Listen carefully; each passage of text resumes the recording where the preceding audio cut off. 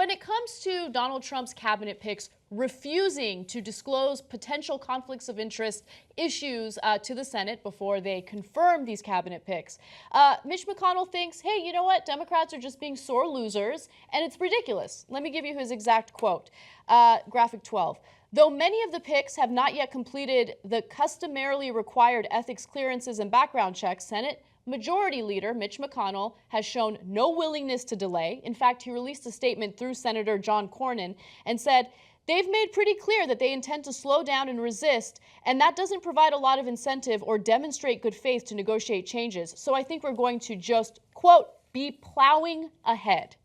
Now, when President Barack Obama had his cabinet picks, things were a little different. Mitch McConnell released a letter regarding the information that Obama's cabinet needed to disclose. And here's what he had to say. In his letter, McConnell wrote that his party's duty to conduct the appropriate review of presidential nominations consistent with the long-standing and best practices of committees, regardless of which party is in majority, was one it took seriously.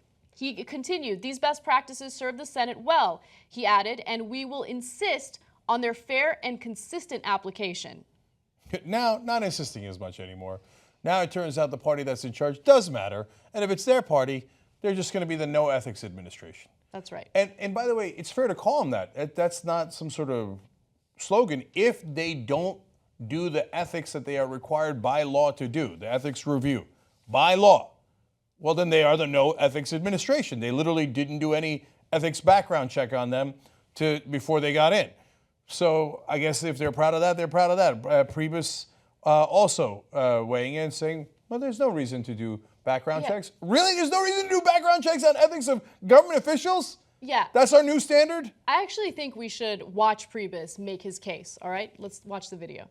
The Office of Government Ethics announced this week that it has been unable to complete background ethics checks on a number of Trump's nominees, and said it's of great concern that these confirmation hearings are going to go forward before those background checks are complete. Senator Schumer says you're trying to jam them through. Given the statement by the Office of Government Ethics, any thought of delaying the confirmation hearings for any of these nominees until the background checks are complete?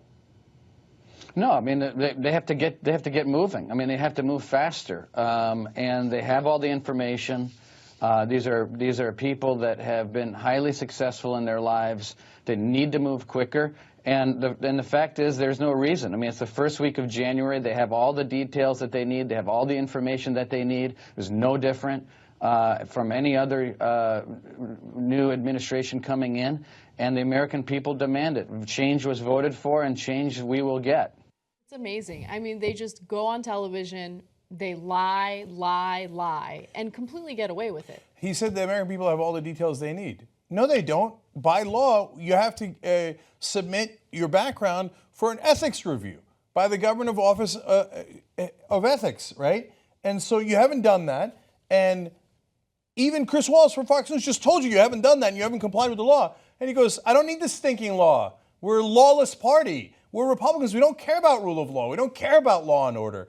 If you're rich and powerful, we want to be able to be above the law. And that's exactly what they're doing here. Anyway, this is going to be a really interesting moment for the Democrats and for the media. Because the Republicans, I get it, they never cared about the law.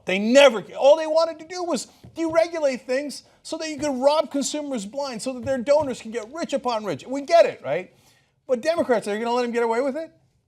I mean, I can't believe that we're having this conversation like, oh, I wonder what we should do about it. Under no circumstances do you confirm people who have not followed the law. It's not a close question. And the media, are they going to be like, oh, I could go either way. We follow the law, we don't follow the law. We find out if they're going to make millions of dollars, maybe billions of dollars by betraying the American government. And these guys have foreign investments. So a lot of these guys are billionaires, CEOs, et cetera, right? And they have all this entangled web of business interests. That doesn't mean they can't serve. They just tell us what business interests they have. And then it's an open question as to whether they have to divest or not divest. That stuff's interesting and complicated. Whether they tell us or don't tell us is not complicated. Hey, do you have investments in Pakistan?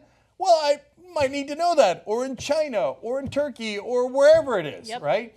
so that when you are dealing with that foreign government, I need to know whether that's going to affect your business interests. So what they're proposing to do, and what you just heard right there, Reince Priebus say, no, I don't need to do any stinging checks, right?